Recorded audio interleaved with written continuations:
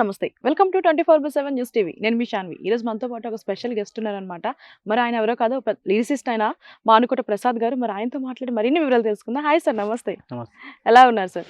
బాగున్నా. మీరు బాగున్నారా? బాగున్నా సార్. సార్, ఇప్పుడు చూసుకుంటే మన బతుకమ్మ పండుగ అనేది రాబోతుంది. మరి దీనికి సంబంధించి ఒక సాంగ్ కూడా రెడీగా ఉంది అని చెప్పేసి విన్నాం. దాని స్టోరీ ఏంటి సార్? బతుకమ్మకు చాలా పెద్ద స్టోరీ ఉంటది.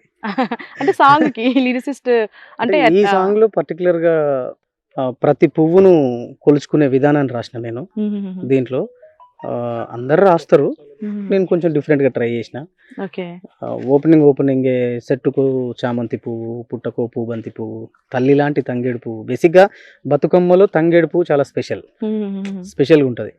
ఆ తల్లి లాంటి తంగేడు పువ్వు, పిలిచినాది తల్లిగారిల్లు, జల్దిగా నువ్వు బయలుల్లు. అంటే ప్రతి ఆడబిడ్డకు తల్లిగారింటి దగ్గర, పుట్టినింటి దగ్గర బతుకమ్మ పండుగ చేసుకోవడం అనేది చాలా గొప్పగా ఉంటుంది.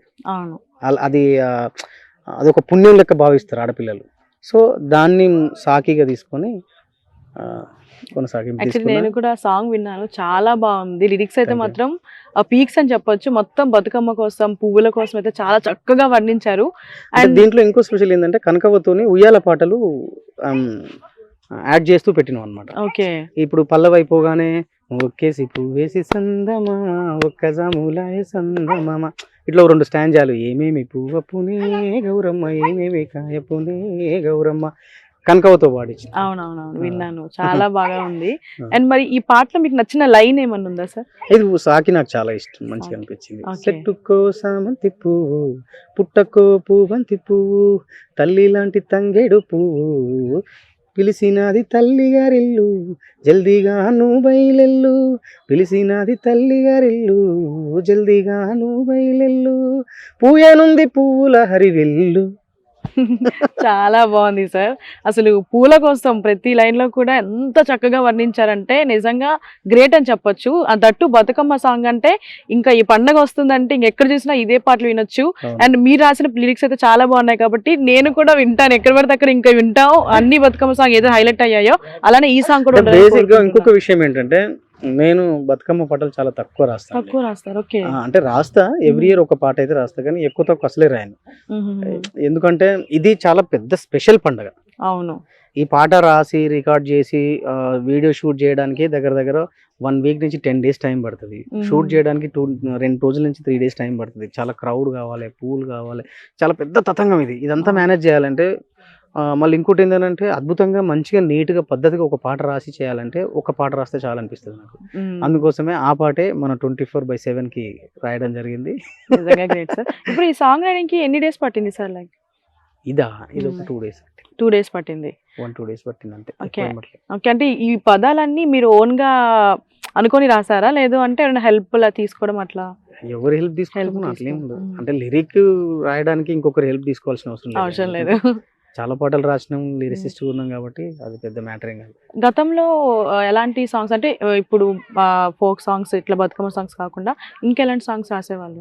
నేను ఎక్కువ సామాజికం రాస్తుంటా. సామాజికం చాలా పాటలు ఉన్నాయి నా యూట్యూబ్ లో. ఓకే. మానుకోట ప్రసాద్ అని కొడితే చాలా వస్తాయి. అవునవును, విన్నాను పేరు కూడా. హిట్ సాంగ్స్ ఉన్నాయి నాయి. ఫోక్ లో హిట్ ఉన్నాయి, సామాజికంలో హిట్ ఉన్నాయి,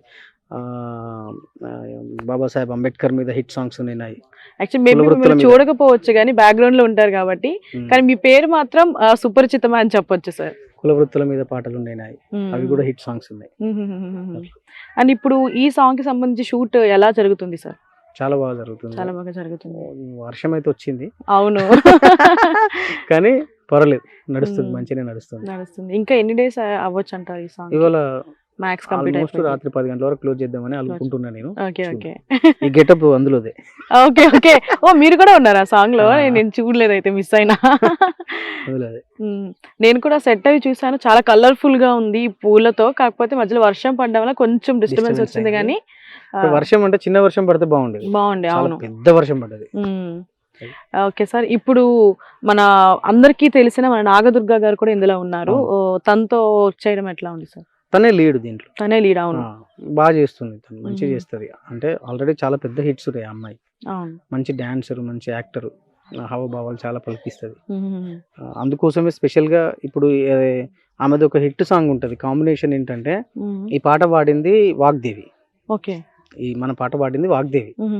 ఆమె వాయిస్ కి నాగదుర్గ యాక్టింగ్ చాలా మ్యాచ్ అయింది. ఓకే. సో ఈ కాంబినేషన్ ఉండాలని సెలెక్ట్ చేసుకున్నాను నేను. ఓకే. ఆమె కాపోళ్ళ ఇంటికాడ అని ఒక సాంగ్ ఉంటుంది నాగదుర్గ యాక్టింగ్ చేసిన పాట. ఆ అవునవును. పాట కూడా వాగ్దేవి పాడింది అనమాట. సో కాంబినేషన్ మంచిగా వర్కౌట్ అయింది. ఓకే. నాగదుర్గ కొంచెం బాగా చేస్తుంది, మంచి అవును. డాన్సర్, మంచి యాక్టర్. సో ఆమె ఇట్లాగా 100% బాగా యాక్టర్, చేస్తుంది. డాన్సర్, కోరియోగ్రాఫర్, డాన్స్ టీచర్ అన్ని మల్టీ టాలెంటెడ్ పర్సన్ తో చేస్తున్నారు. అండ్ అలాగే సార్ ఇప్పుడు అంటే చాలా తక్కువ చేస్తాను ఇట్లాంటి సాంగ్స్ అన్నారు కదా, ఫర్దర్ గా ఎలాంటి సాంగ్స్ చేసే ఛాన్సెస్ ఉన్నాయి? ఎక్కువ సామాజికమే చేస్తాను నేను. సామాజికమే folk, wife and husband songs అంటే ఛానల్ వైజ్ గా నాకున్న యూట్యూబ్ ఛానల్ మానుకుంట పాటలని, దాంట్లో ఎక్కువ వైఫ్ అండ్ హస్బెండ్ సాంగ్స్ చేస్తుంటాను నేను. ఓకే. వాళ్ళిద్దరి అంటే భార్య భర్తల సంభాషణలు, తిట్టుకోవడం, కొట్టుకోవడం ఇలాంటివి. కానీ ఎక్కువ సామాజికం మీద కాన్సన్ట్రేట్ చేస్తా.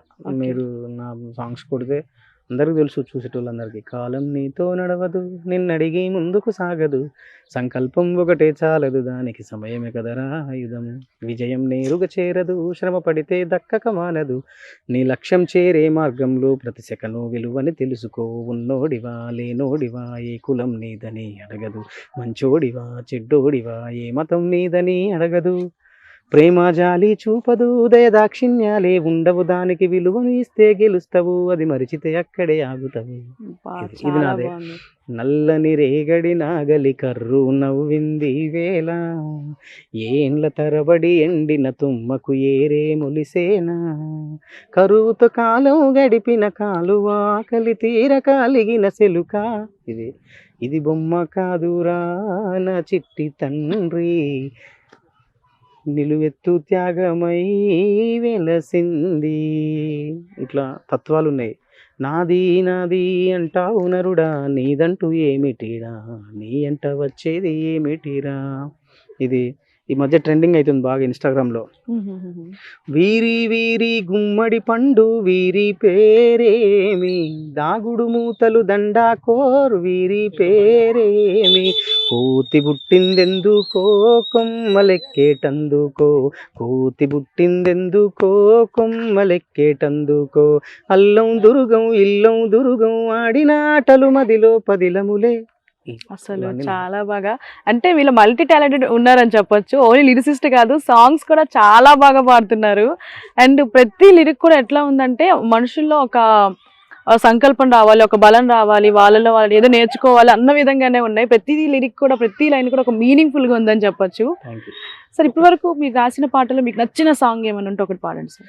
నాకు ఈ బాల్యం పాట అంటే ఇందాక వాడినా కదా, బాల్యం పాట అది నాకు చాలా ఇష్టమైన పాట. అంటే ప్రతి వ్యక్తి అంటే గర్ల్స్ కావచ్చు, బాయ్స్ కావచ్చు, ఈ భూమి మీద ఉన్న ప్రతి వ్యక్తి లైఫ్లో బాల్యం అనేది చాలా ఇంపార్టెంట్ కీ రోల్ పోషిస్తుంది.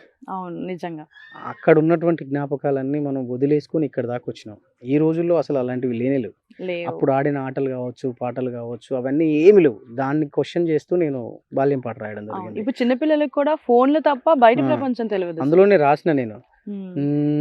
ఆటలు మరిచి పాటలు మరిచి బాల్యం కనుమరుగవుతోంది, ఆండ్రాయిడ్ ఫోనులో ఆకలి మరిచి పబ్జితో పయనం కడుతోంది, మోపెడు బరువయ్యే ఆంగ్లం చదువుల్లో బస్సెక్కి బందీగా మారెను బాల్యంలో, మా ఊరు బడిలో ఎన్నో ఆటలు పాటలు నేర్చితిమే, మా తరమే అద్భుతమే. చాలా చక్కగా చెప్పారు.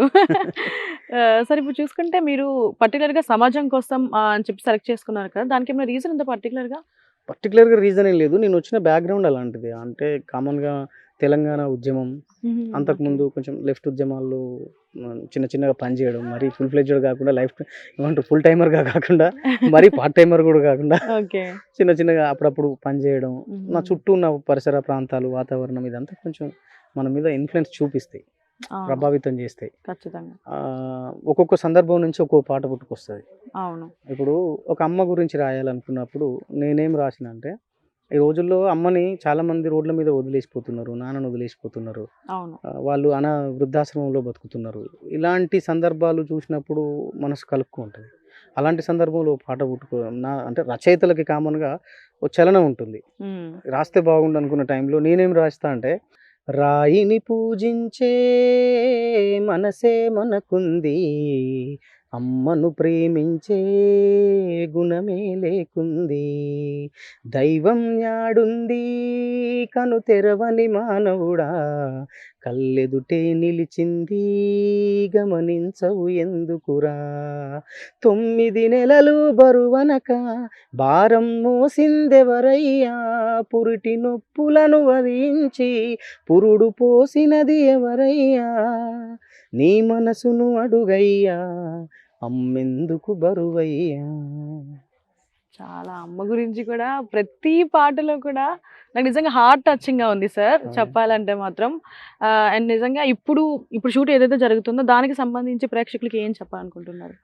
స్పెషల్గా చెప్పేది ఏమున్నది, అందరికీ బతుకమ్మ పండుగ శుభాకాంక్షలు. మాన్కోట ప్రసాద్ తరపున 24/7 న్యూస్ ఛానల్ తరపున ఈ పాటను చూడండి, ఆదరించండి. మంచి పాట, బాగుంటుంది, ఖచ్చితంగా మీకు నచ్చుతుంది. లైక్ చేయండి, షేర్ చేయండి, కామెంట్ చేయండి. 24/7 ఛానల్ని ఖచ్చితంగా సబ్స్క్రైబ్ చేయండి. గంట కొట్టడం మాత్రం మర్చిపోవద్దు. Thank you so much sir. నేను కూడా సాంగ్ విన్నాను, అసలు చాలా బాగుంది. లిరిక్స్ అయితే మాత్రం పీక్స్ అని చెప్పొచ్చు. బతుకమ్మ కోసం అయితే చాలా చక్కగా ఆ పూలకి ఏదైతే పూజిస్తారో దాని గురించి కూడా చాలా చక్కగా చెప్పారు. అంటే And ఆ పాటలో స్పెషల్గా గౌరమ్మ కాడ నుంచి మొదలుపెట్టి గంగమ్మ వరకు ఉంటుంది. గౌరమ్మ చేయడం కాడ నుంచి మొదలు పెడితే గంగమ్మలో గంగలో బతుకమ్మని నిమజ్జనం చేసేంత వరకు చేసేంత వరకు, ఒక అవును. ఫ్లో ఉంటుంది అనమాట. మ్మ్. నేను స్పెషల్గా ఎప్పుడు రాసినా అట్లనే రాస్తుంటా. మ్మ్. ఖచ్చితంగా అంటే గౌరమ్మ ఇక్కడ తయారు చేసుకొని తీసుకుపోయి ఖచ్చితంగా మళ్ళీ గంగమ్మలో వదిలేయాల్సిందే. ఓకే ఓకే మళ్ళీ నెక్స్ట్ ఇయర్ రా బతుకమ్మ అని మళ్ళీ మొదలు పెడతాం. ఓకే ఓకే ఓకే ఓకే ఎక్కడైతే ఎండ్ చేస్తామో అక్కడనే అక్కడి నుంచి. పోయిరా పోయి రమ్మంటూ, మళ్ళీ రమ్మంటూ, గారాల గౌరమ్మ తల్లివే మల్లెడు మా ఇంటి రావే, గారాల గౌరమ్మ తల్లివే మల్లెడు మళ్ళీ పూయవే. ఓకే, చాలా బాగుంది. ఇప్పుడు ఈ బతుకమ్మ తర్వాత మీరు ఇంకా సమాజం కోసం ఇంకా మంచి పాటలు రావాలి, ఎందుకంటే ప్రతిదీ మీ నోటి నుంచి ఇప్పుడు నేను విన్నాను, డైరెక్ట్ గా విన్నా కాబట్టి ప్రతిదీ హార్ట్ టచింగ్ ఉంది. ఇలాంటి సాంగ్స్ మీ నుంచి లిరిక్స్ ఎన్నో రావాలని మనస్ఫూర్తిగా కోరుకుంటున్నా. Thank thank you so much sir. And అలాగే మా 24/7 న్యూస్ టీవీకి ఎక్స్క్లూజివ్ గా ఈ సాంగ్ ని మాకు చూపిస్తున్నందుకు, మా నుంచి ప్రేక్షకులకి అందజేస్తున్నందుకు thank you so much sir. మీకు కూడా థ్యాంక్ యూ, నాకు ఈ అవకాశం కల్పించినందుకు. Thank you sir.